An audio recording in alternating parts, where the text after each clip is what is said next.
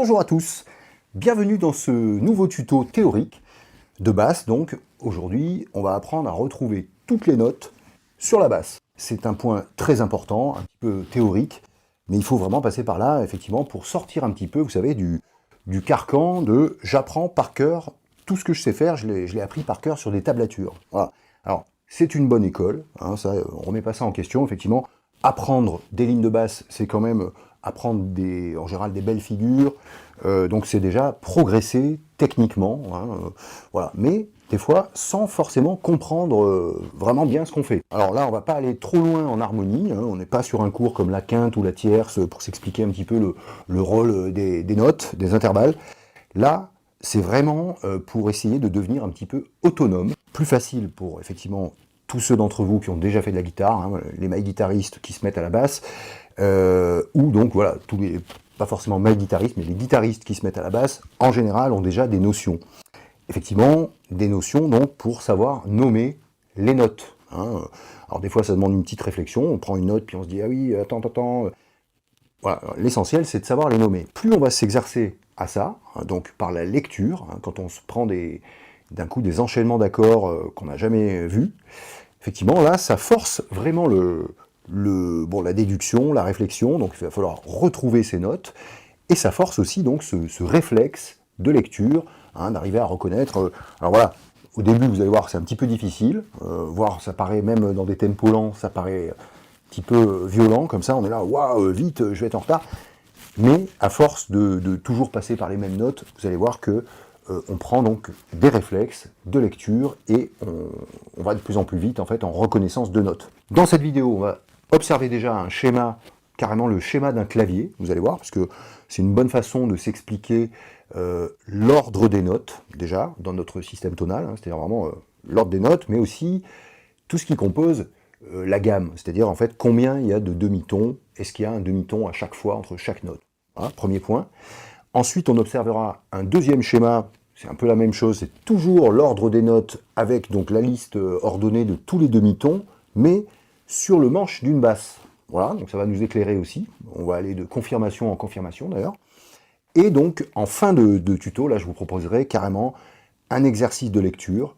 Alors c'est vraiment un exercice de lecture, c'est-à-dire que là, bon, j'ai fait comme ça pour rigoler une petite série d'une trentaine de mesures au format Guitar Pro, qu'on pourra donc s'amuser à lire. Voilà, alors pour ceux qui n'ont pas Guitar Pro, il y aura un backing track quand même à 74, donc bien lent, hein, pour donc déchiffrer. Là, il n'y a pas d'autre mot.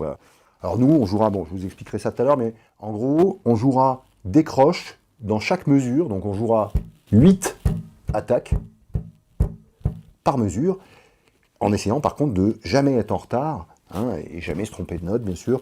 Donc voilà, en essayant de bien lire la grille d'accords, voire de lire un petit peu en avance, de savoir toujours quel est le prochain accord, quelle va être la prochaine note. Et au deuxième tempo, on fera la même lecture au tempo 126. Voilà, vous allez voir, ça oblige un petit peu à se concentrer, ça fait bosser. Alors on est parti tout de suite pour donc observer le premier schéma, hein, qui va nous donner notre système tonal ordonné de demi-ton en demi-ton. Pour comprendre l'ordre des notes et les écarts donc, qui composent notre système tonal, le clavier donc, présente l'avantage d'être très très visuel. Effectivement, donc là on a la note Do complètement à gauche, première note, et on peut déjà remarquer que si on suit que les touches blanches, on a toutes les notes naturelles. Voilà, alors les notes naturelles, bon, bah, c'est finalement ce que l'on sait depuis qu'on est tout petit, Do, Ré, Mi, Fa, Sol, La, Si. Ok, puis après ça recommence. Do, Ré, Mi, ce qu'on appelle d'ailleurs les octaves. Hein. Quand on va du premier Do, on arrive au deuxième Do, hein, en allant vers la droite, puis ça continue. Donc voilà, à chaque fois, chaque étage s'appelle une octave. Les touches blanches donc nous donnent ce qu'on savait déjà, et intéressons-nous donc aux touches noires qui nous donnent, vous savez, les demi-tons. Effectivement, entre la note, donc première touche blanche Do et la note Ré, il existe une note intercalée. Alors, je vais aller un petit peu vite quand même dans ce tuto. On remarque tout de suite qu'il n'y a pas systématiquement une touche noire entre deux touches blanches. Par exemple, il n'y a pas de touche noire entre la troisième touche blanche et la quatrième. Ok, donc entre le Mi et le Fa. Alors, certains d'entre vous le savaient déjà. De la même façon, on trouve une deuxième exception plus loin dans la gamme. Il n'y a pas non plus de touche noire entre le si et le do. On pourrait donc dire, pour synthétiser ça, qu'il existe toujours un dièse entre les notes, sauf entre mi et fa, et entre si et do. Voilà. Donc autant dire que le mi dièse n'existe pas, ni le si dièse. Alors petit rappel quand même, le dièse augmente une note d'un demi-ton, ok, donc do plus un demi-ton, donc do plus aigu d'un demi-ton, c'est do dièse, alors que le bémol baisse la note d'un demi-ton.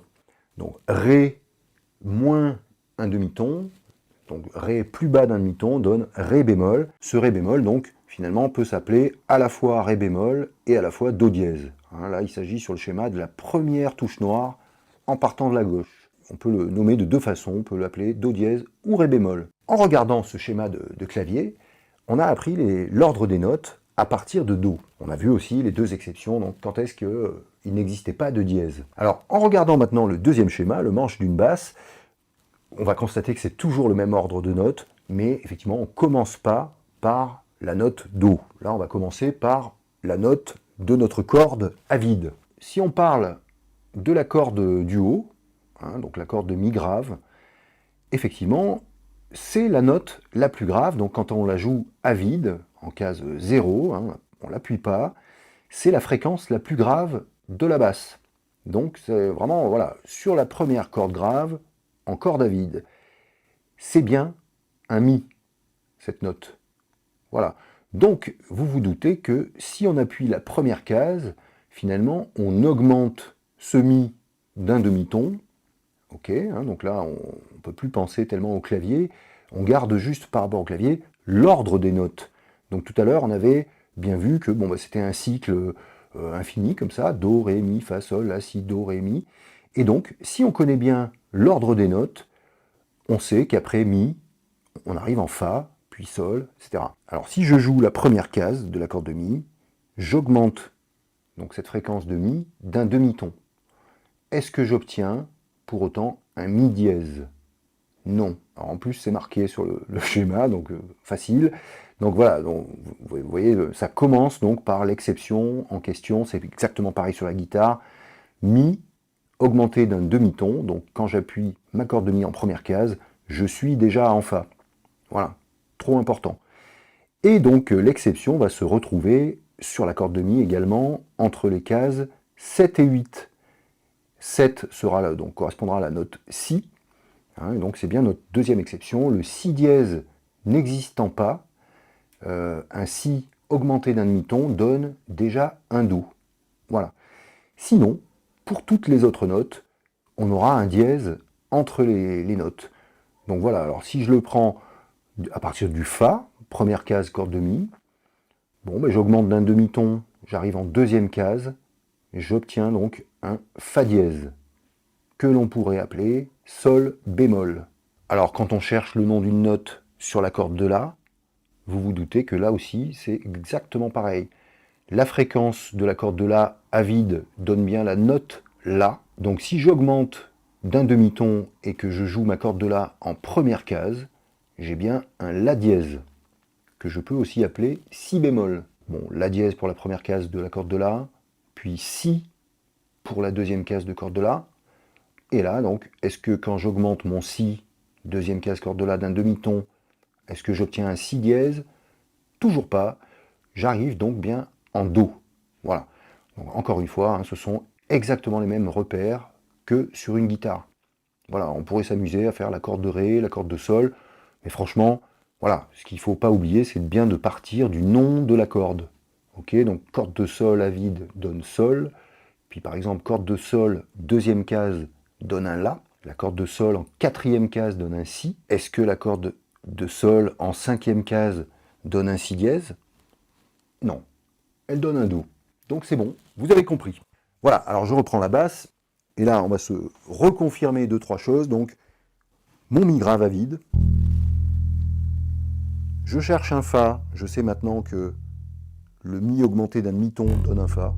Ok, donc fa, première case, fa dièse, ok, sol, sol dièse, la pour la cinquième case. Ok, donc là vraiment normalement c'est très très logique, hein, c'est vraiment ce qu'on a dit, c'est-à-dire qu'en fait, voilà un si. Je sais que si je l'augmente d'un demi-ton, j'obtiens un do, et à part cette exception est celle du mi et du fa, hein, mi, fa, si, do. Sinon, j'ai tout le temps un dièse entre les notes, donc do, do dièse, ré, ré dièse, mi, fa. Bien, il y en a qui suivent. Ok, fa huitième case, fa dièse, sol, sol dièse, la. Voilà. Alors, au sujet du nom des notes sur le manche, je suis en train de repenser que Marilyn en guitare donc, a sorti récemment une vidéo très bien faite, effectivement, avec plusieurs astuces, plusieurs points de vue différents pour, à tous les coups, savoir retrouver ces notes. Voilà. En plus, sur la basse, on a 2 cordes en moins, donc en tout cas, on va très vite retomber souvent sur les mêmes notes. Donc au bout d'un moment, dites-vous, alors, pardon, mais un truc évident, ça ne changera jamais. Hein, donc c'est pas parce que vous changez de morceau que les notes ont changé de place. Non, non, mais trop important. Donc à force de s'entraîner à faire du déchiffrage et finalement tous les jours de dire bah oui, la cinquième case, do troisième case, si deuxième case, vous allez devenir rapide en reconnaissance de notes et donc autonome. Voilà. Alors cette piste d'autonomie m'intéresse particulièrement parce que c'est vraiment la fonction d'un bassiste, quoi. Ça va vous arriver, hein, si vous êtes en groupe. En général, il y a les compositeurs qui sont super contents d'eux. Ah ouais, on a une nouvelle compo. Tiens, voilà les accords. Voilà. Alors, soit vous êtes carrément pris en charge, vous avez l'habitude que le compositeur vous donne exactement votre partie. Tiens, toi tu joueras ça. Voilà. Soit vous êtes un peu plus fier que ça et vous vous dites non, non, moi je vais pouvoir proposer des trucs. Donc la première étape, c'est déjà de reconnaître les notes par leur nom, hein, par l'écriture, c'est-à-dire être habitué quand même au système anglo-saxon, C, Do, G, Sol, etc. Donc savoir retrouver ces notes, déjà, pour pouvoir accompagner, comme je vous disais tout à l'heure, même déjà dans un mode croche, comme ça, plutôt pop-rock. Mais à ce moment-là, si on sait faire ça, on n'est jamais coincé. Voilà, on peut toujours participer au truc et suivre la grille d'accords. D'ailleurs, quelle que soit la nature des accords, même s'ils sont un peu complexes et qu'on les connaît pas forcément en guitare, bon ben, dans le nom de l'accord, on aura la note de basse qu'on doit jouer. Pour toutes ces raisons-là, on va commencer notre exercice de lecture. Vous allez voir, c'est pas mal, mais il faut être bien réveillé. On va avoir une partition comme ça, vraiment en mode grille d'accords. Hein, là, il n'y a pas d'autre mot. C'est-à-dire que là, vous voyez, il n'y a aucune info de basse. On n'a pas la tablature, on ne sait pas quoi jouer. Voilà, donc la seule info qu'on a, à part bon, le tempo, c'est donc le nom des accords. Voilà, donc là, il va falloir vraiment développer des réflexes pour arriver donc à jouer toujours la bonne fondamentale. Alors là, bon, pour les plus débutants, effectivement, il va falloir un petit temps d'adaptation pour reconnaître déjà l'accord. Hein, peut-être certains vont dire ah, M, oui, c'est quoi déjà? Bon, voilà. Alors, pour ceux qui sont déjà un peu plus initiés à ça, normalement, on a une reconnaissance assez rapide. Hein, on peut voir que, par exemple, les 6 premières mesures donnent La mineur, Do majeur, Ré mineur, Fa, Sol. Alors, quand on dit que Fa, que Sol, sous-entendu majeur, puis Mi majeur encore en 6e mesure. Bon, voilà. Donc, c'est par cette reconnaissance des notes en système anglo-saxon, donc A, C, D, c'est ça que l'on doit absolument retrouver sur la basse. On a un accord qui dure 4 temps par mesure. Ok, donc nous, pour l'exprimer, on jouera 8 croches par mesure, donc sur la même note, puisqu'il n'y a qu'un accord. Donc plus tard, dans notre exercice de lecture, on va se confronter à des moments, donc vers la fin plutôt, avec 2 accords par mesure. Donc là, en toute logique, on ne jouera plus que 4 croches par accord. Voilà, donc ça va augmenter la fréquence de changement et ça rendra le truc un peu plus difficile. Je vous précise juste une chose, pour ce cas de figure, vous voyez, là ça arrive d'avoir des accords qui ont une basse étrangère. Donc là, celui-ci par exemple est un La mineur, basse, Sol. Ça veut dire que nous, à la basse, on joue un Sol. Hein. En fait, la fraction avec une lettre après, ça veut dire basse quelque chose. Donc nous, on joue la deuxième lettre, quoi. Comme ici, en mesure 21, on rencontre un Ré basse Fa dièse. Voilà. Donc on jouerait un Fa dièse et pas un Ré. Si vous êtes prêts, on commence cette lecture avec 2 mesures de décompte, et ça commence en La. Alors on a le choix, on peut très bien choisir le La à vide. Pour ceux qui préfèrent, prenez un La 5e case si vous voulez. Le truc, c'est surtout de lire un petit peu en avance pour donc ne jamais être en retard. Attention, c'est parti.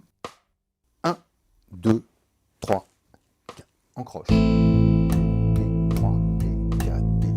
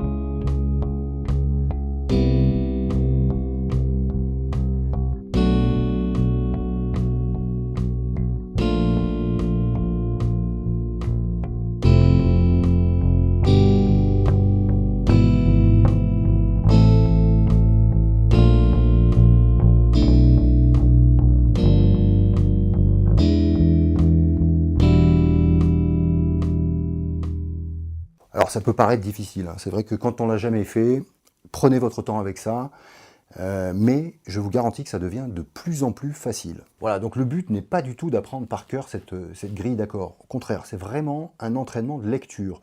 N'hésitez pas à vous, carrément, de façon aléatoire, à écrire plein de noms d'accords, et donc à vous imposer comme ça de suivre des grilles, donc pour forcer un petit peu cette histoire de réflexe et de reconnaissance de notes. Voilà.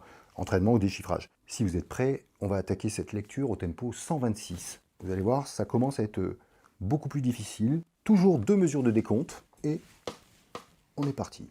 1, 2, 3, commençons là. 1, 4, 3, 4, Do. Passe en Ré.